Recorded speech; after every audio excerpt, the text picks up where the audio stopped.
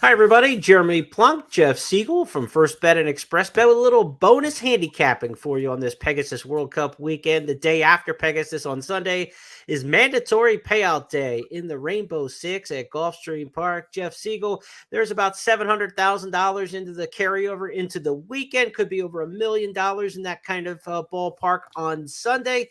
As we get handicapping a couple days out for this sequence, we've got a forecast of maybe some rain showers, but shouldn't be an off track, and we should be on the turf.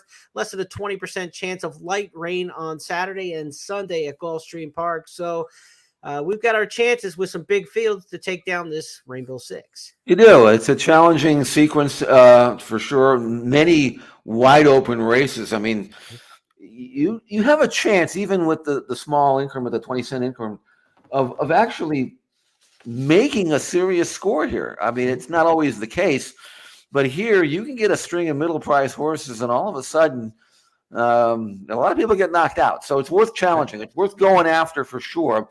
You also have to have a strategy. Okay, what am I going to do? Am I going to spread, and then have two singles? Or are you going to just try to get it with 3x3 by 4x3? That's a tough way to go, because somewhere along the line there's going to be a knockout horse. I tend to, when I play pick sixes, I tend to try to figure out the races I have a pretty good feel for, and go with that, and then try to spread everything else in the races that I don't have a feel for.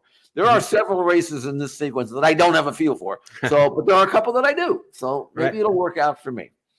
First post on Sunday, 12:10 Eastern. The Rainbow Six starts in race number 6. It'll be the final 6 on the card. 2:35, the scheduled post time for the 6th race. That 6th race starts things off on the synthetic, the Tapeta course at 1 1/16. These are bottom end $10,000 claimers in this particular spot, and a capacity field with some also eligibles. Jeff, no rest for the weary to get started in this pick 6. This is a challenging one right off the get. Yeah, it is, and I ended up with Sand Dancer, but I'm gonna go to school a little bit here, because based on speed figures, Sand Dancer, his races at Woodbine his best races would probably win this race, but I don't know if you can transfer him. I mean, you theoretically should if you're using buyer numbers, but some tracks tend to get higher numbers than other tracks because two different people are doing the numbers, and sometimes you get a series of races that just don't transfer. Sand Dancer will win this race, or should win this race, if he repeats his Woodbine all-weather races in this surface, on this Tapeta surface. And that's the only thing I can go on. And if after a period of time I notice that that's not happening, then I have to adjust. But Sand Dancer, by the way, he's got 2 wins on this particular synthetic surface at Gulfstream. So that gives me confidence that he will at least be able to transfer that form. And if he does, he's back at his claim level for a high percentage outfit. So to me, Sand Dancer is the one to beat. Most Wanted Man's coming off a win, but he has to come from a mile back, and his numbers don't quite match up. So this is the kind of race where maybe you take a stand right off the bat if you're a small ticket player and you don't want to spend a lot, and try to get Sand Dancer home. Because if it's not him, then to me it could be any one of a half a dozen. Yeah, I don't know what to make of Unified Weekend. A horse claimed last time out in a race where he should have run better than he had. Great form on the synthetic here, back class on the synthetic.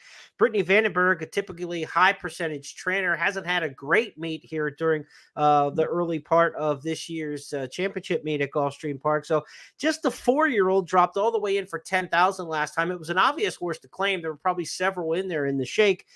Does she move this horse up off Antonio Sano last time? Unified Weekend with a great post position in the 2-hole, was drawn wide last time, and maybe that's the reason at 3-1 didn't run up to expectations. But I think Unified Weekend, Jeff's got Sand Dancer, 2 that you definitely want to use to start off this pick 6 in what could be a spread race for a lot of folks. So if you can narrow the ticket down right off the bat, that gives you the mathematical advantage as you spread in other races throughout the course of your budget. To the 7th race we go next, and this is scheduled for 7.5 furlongs on the turf course. Race number 7 is a maiden special weight race in here, Jeff, and we've got some first-time starters to look at here. We also have some workout videos that you want to show. Well, the first thing I'll notice about this race is that those that have raced in the race have earned speed figures, buyer speed figures, that are far below par. So this is a really kind of a soft race. So when that happens, I think, okay, are there any first-time starters in here that maybe that I can lean on? And maybe Mm-hmm. that's a good spot. You don't like to take a firster when you've got several horses in the race that have above par numbers, but this is a weak race. Mm-hmm. Gun Barrel City is a Franco colt from the magnificent mare Mrs. McDougal, and he actually trained well enough to make our list, our eye-catching list. Mm-hmm. And he's been training at Palm Beach Downs on dirt. I have a hunch he's a lot better horse on, or will be a lot better horse on turf. Here was a breeze that was, it's just a 50 breeze, just an easy breeze. But you can see him, he's on the inside, and he's never really being let run here. He's a good mover. He's a big, good-looking, strong colt. And just take a look at this work, Jeremy, and tell me if you think he's the kind of colt that could win first time out. Now, it's just a half and 50, but it really isn't just a half and 50 because he's going to gallop all the way out to the 3/4 pole. And when, right here, he's just going easy. And he's obviously being trained to settle early. When the jock starts chirping to him going into the clubhouse turn, this colt's going to react like you want to see him react. The rider on the horse trailing is trying to keep up. He can't do it. Meanwhile, Gun Barrel City is just cruising along, and he's going to go all the way out to the 5/8 pole, actually out 3/4 here. I mean, 7/8 even. So this work was, back in January 20th, and I think he's a very live item for Todd Pletcher, whose maidens often run better than they work. You're not going to work fast at Palm Beach Downs anyway. Right. I think he's fit enough to go 7/8 on grass. I mean, to me, I'd rather just single him and try to be right. Yeah, with that pedigree by Franco out of Mrs. McDougal, it's turf on turf, right? And he's working on the dirt here, so you got to expect something even better from him as he gets onto the grass. Gun Barrel City, Johnny Velasquez riding fairly good post position in here, right? He's going to start from the 7 hole in a big field, so he's going to have a chance not to pin down on the fence and not get hung wide onto the clubhouse turns. So a good post position in there. A couple other first-time starters in here, Oscar Worthy and Freakazoid for Red Hot trainer Brian Lynch. We're going to get a chance to see Freakazoid in another workout in just a little bit, so be sure to keep an eye out on that one. I thought Liam's Journey and Film Academy amongst the horses who have run are probably the most logical of those. Of course, Liam's Journey was third in the Pilgrim Stakes last year, but still a maiden after 5 races for Mike Maker, so you don't have to jump on that one. Paco Lopez off to a good start this week, won 3 earlier on a card to start the racing week on Wednesday or Thursday. Film Academy for Javier Castellano and Mark Cassie. This is one stretching out route to sprint. We know how good Javier Castellano is on turf speed. So if Film Academy can get out to the front in this particular spot, he'll try to nurse that one as far as that day can go. By Oscar Performance out of Green Desert Mare, you would certainly think this horse could get a mile or so, and 7.5 should fit. So of the horses who have run Liam's Journey, Film Academy, the most interesting, but definitely the first-time starter for Pletcher. Impeccably bred, Franco, Mrs. McDougal. You're going to single there, right? I think so. I think your point about Film Academy, the 2 sprints and a stretch out pattern, bred for grass, comes off an all-weather race, first-time Lasix.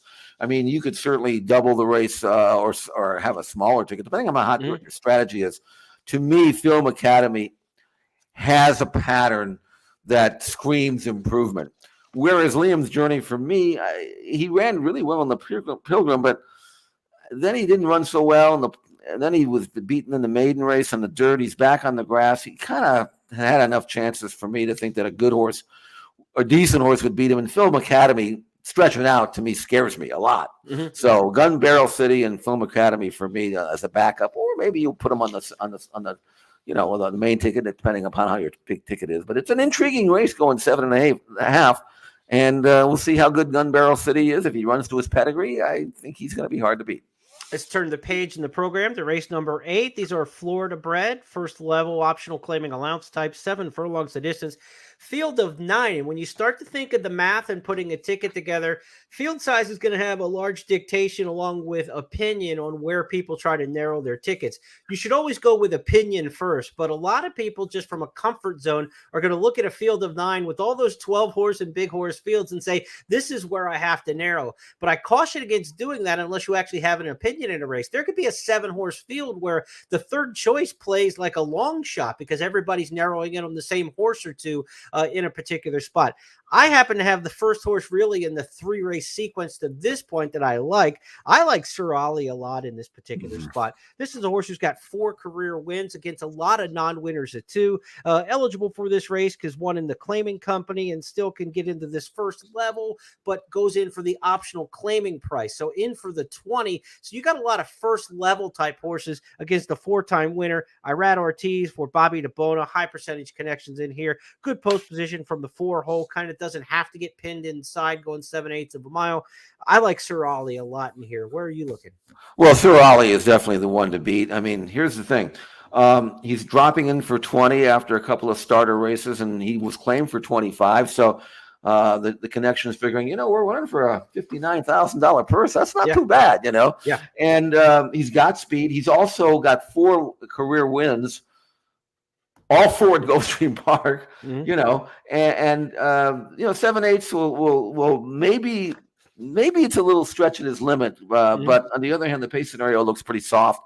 And picking up Irad, I think that Sir Ollie is absolutely extremely live and well meant here. Had a run off the layoff, should be fitter here. And again, proven form at Gulfstream Park.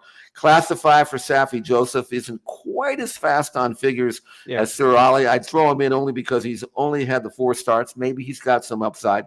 He's drawn outside of Sir Ollie, so if Sir Ollie busts out there and goes, Classify can kind of sit out there and kind of prompt him or stalk him. Might get a good trip. And if Sir Ollie kind of hits the wall the last stages of the race, Classify will be right there to kind of inherit the spot. So for me, those are the 2. Again, you could go a little deeper if you wanted to, but again, everybody has a different budget and how much they want to play. But if you're a smaller ticket guy, I mean, Sir Ollie and Classify to me would be the ones. You're not going to know right up to this race how the track's playing, but if the track's playing where speed's not holding as well as it does on some days, and you think Sir Ollie won't get the 7/8 of a mile. Beastly speed from off the pace. Tyler and Safi might be the horse with a late run in this particular spot, but I like Sir Ollie in there, and all things known by the time that the Rainbow Six starts with the main track races we have early in the card. See how it's playing. I feel pretty good about Sir Ollie in there as the one that I'd want to lean on early in the sequence. We go to the back half of the Rainbow Six, and race number 9 is next up. A 1.8 mile starter handicap for $70,000 on the synthetic, Jeff. And there are some warriors on the Tapeta in this particular spot. Fly the W has already run 12 times on the Tapeta at Gulfstream Park. Of course, Fly the W, the slogan for people flying the Chicago Cubs flag after a victory. They got the W flag there. So Cubs fans are going to be all over Fly the W. Race Craft has won 7 times already over this Tapeta surface. You've got some horses for courses in this particular spot. You do. And when you're racing at the Tapeta, on the Tapeta, because there is no kickback, you tend to get horses that will run through the between horses, whereas on dirt, they get that thing sprayed in their face and they're a little hesitant, which is one of the reasons why a lot of these races, they bunch up in the final stages. And it's just a matter of, who gets through and who has good racing luck. So you could handicap this until next Christmas and still not be right and still not win, because the trip is everything in a big field like this. But that's one of the reasons why when I'm handicapping a race like this, I want to bet on or use horses that I know have a habit of getting there, finding a way. Fly the W mentioned a 12-time winner at Gulfstream Park over the all-weather. Racecraft, 7 wins. Conglomerate, 8 starts, 3 wins, 3 seconds, and a third. He'll be, with a little luck, he could be right there. Spirit Animal. I looked at him, and he's got really good Woodbine numbers. Might want to throw him in here. He hasn't had that much success at the Gulfstream Park, but those were sprints. So, this is a spread race. I mean, this is one of these use as many as you can afford to use type of races, because you can make a case for half the field, I think. I'm a little bit anti 6- in this race. I think he's going to be an underlay and overbet. It's Pletcher, it's Irad Ortiz. The synthetic form hasn't been as good as the turf form, and coming out of that stakes race in the Jerkins, that's kind of a 2-mile, it is, cliche kind of weird race. I mean, I think he's going to be overbet off of that particular spot. And I would go with the synthetic specialist in here. Like you said, Fly the W, Racecraft, Conglomerate. They're like right next to each other in the starting gate for post 4, 5, and 6. I think all three of those are must use in this particular spot. Spirit Animal to the outside as well. But I'm going to toss 6- in this particular spot. And if he beats me, he beats me. But those are the kind of, if you can get a little separation from the public, that's what you're trying to do and take it down to pick 6 of getting a big payoff. Of course, you're just trying to survive and hit all 6, which is hard enough in these particular spots. But I'm against 6- in this particular spot in race number 9. Let's go to the 10th on the card. The race number 10 is a 5-furlong turf sprint here at Gulfstream Park. Paco Lopez is an exceptional turf sprint jockey here at the meet and historically at Gulfstream Park. He is on Highly Flammable. Paco's riding 30% in turf sprints at the current meet. He replaces Emisel Jaramillo as the jockey on Highly Flammable. I think that's a great combination, and I think Highly Flammable is going to be tough in here, but from a very difficult post position. So while I might want to really lean and jump on this horse, I don't have the confidence from that 12 hole that you're going to win a 5/8 of a mile turf sprint, even with Paco aboard. So I'm going to have to find some other horses in here. Shecky Shabazz, obviously the 9-year-old, has run well over this course in the past, and he's a classy old veteran in here. Marty Drexler, now the trainer, he's changed hands many times over the years. I think Shecky Shabazz has to be used in here, but I'm looking for some other help, Jeff. Who else might you want to put in here? Well, I'm intrigued by Bring the Band Home, actually. A lightly raced 4-year-old in the Mischief Gelding who looks to me like he could be the quickest in the field. Coming off a nice win, Bayer numbers, career top number last time out. He's gotten to a point now where his figures are very competitive at this level. Coming off a muddy track race, first time going 5/8 on grass, and I just wonder if he busts out there and goes whether or not he could wire the field. I mean, he might not, but I mean, he certainly could. And I just think that he's one of several that you have to use. There are horses that are drawn inside. Famous Gent could make a case for him. Spy Hunter, Portofino's got speed. Shecky Shabazz has maybe lost a little bit of step. He's actually always been kind of a late running sprinter anyway. But if he's reasonably close, he's 2-time winner on the course. I mean, I would hate to lose a carryover. I mean, a carryover pick 6 ticket because I didn't use him. I mean, I know he's an old guy, 9 years of age, and likes to run second and third more. But I think I'd have to. He scares me, so I would think I have to run him on. But this is yet another race where it's a mess. And really, the good news is it's good that it's a mess because you got a chance to get some decent prices on what you're looking for, right? Right. On the other hand, you better have when I handicap a race like this, I start backwards. I don't figure out who I'm going to use. I'm going to figure out who I'm not going to use. And get the X's on your page, right? Get your tosses and then in see there, what's right? left, okay? And if I have to boil it down more, I'll do it. Otherwise, if I get down to like 5 or 6, I said I'm good with it. I don't know who's going to win, but one of these is probably going to win, so I'll go with that. Because with these multi-race wagers, you're looking just for winners, right? I mean, that's the thing. Right. So starting to eliminate horses can be a little easier than if you're handicapping a race intra-race because you're like, well, I could use this horse. This horse can hang on for a share. Right. Well, as soon as they fade from first to second, they're an X in an X, right? Right. So it's a strategy when you're handicapping for a pick 6 or even a pick 4, pick 5. Handicap it different than you do in an intra-race situation. Start with your eliminations and start to whittle the field down. Let's go to the 11th and final race. Hopefully you're alive in the cash out leg. This is the second 7.5 furlong maiden special that we have on the card. And we've got another workout to look here. A Brian Lynch trainee in Hello Hollywood gets post number 3 for the debut. Worked against Trapezoid, a horse who is in race number 7 earlier. So this kind of gives you a chance to look at both of those horses. Jeff, let's run the video here. Or Freakazoid, not Trapezoid. I got my geometry mixed up. The Hello Hollywood on the inside, the gray, the one you like in this particular spot. She's a really good mover. Look at she's an athlete. She's going really easy. 1 minute and 3/5 around dogs is a good time on that course. And the horse on the outside being niggled at to try to stay even. The filly on the inside just galloping, just breezing. I have watched Hello Hollywood in workouts on dirt, and trust me on this, she is way, way better on grass than she is on dirt. She gets over the ground really nicely. I think she's an extremely live item here for Brian Lynch. Again, situation similar to the last race we had was in that those that have raced, none of them have earned close to the par for the level at Byron numbers, the 77 Byron number. There's none of the fillies in this race that have run once or twice or many more than times than that have ever achieved that number. So Hello Hollywood finds herself not only from a lovely 3-hole post, but facing fillies that really aren't as good as the norm. Let's put it that way. So I think she's got a great foundation. I know Brian Lynch doesn't have a great record with first-time starters, but this is a filly that breezed 46 and change at Palm Meadows on grass. I mean, earlier last December. He's given her plenty of time to get fit and ready. And again, an athlete with, I think, enough early speed to be in a good position from a very favorable post. And again, one of these situations where if I can get to this point alive, and I've only have Hello Hollywood on my ticket, I'm going to feel pretty good about it. I like have the whole field at that stage, but I can't. But I might not be able to get to the stage if I don't spread early on. So I'm going to think it's going to be right with Hello Hollywood, and if she's as good as I think she is, I like my chances. All right, that's a big single there to close things up. The likely favorite in the race is very vulnerable in here to me, that being Yes to Champagne. This horse was beaten at 2-1, 2 starts back, got beat last time out at 9-5.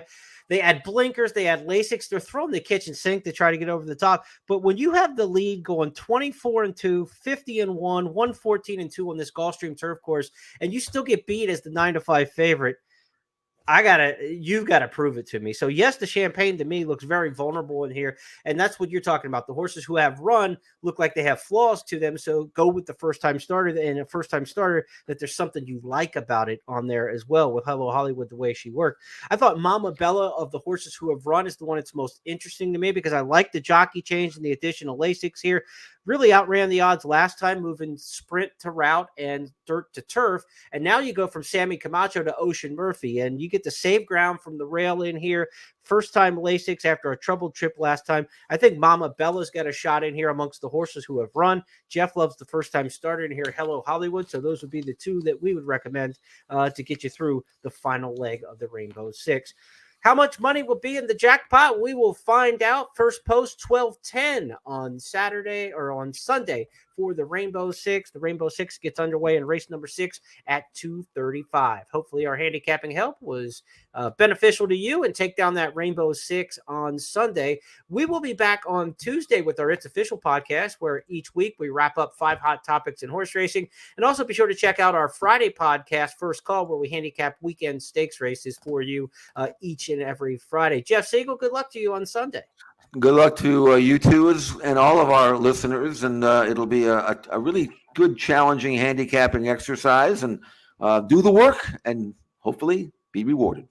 For more on the Rainbow Six, be sure to check out GulfstreamPark.com, where local handicappers Brian Natto, and he will be there with Samantha Perry with their full card picks as well, so you can get their analysis at GulfstreamPark.com. Good luck, everybody.